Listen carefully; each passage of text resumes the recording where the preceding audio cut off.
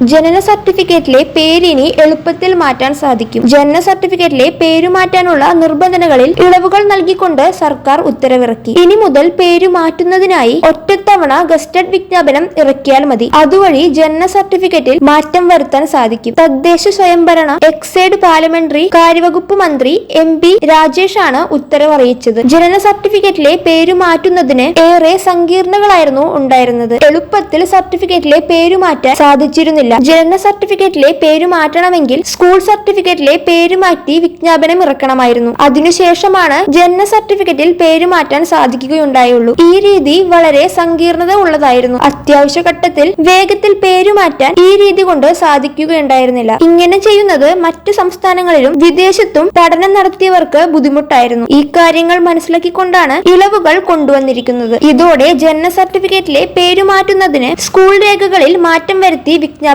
ഇറക്കേണ്ടതില്ല.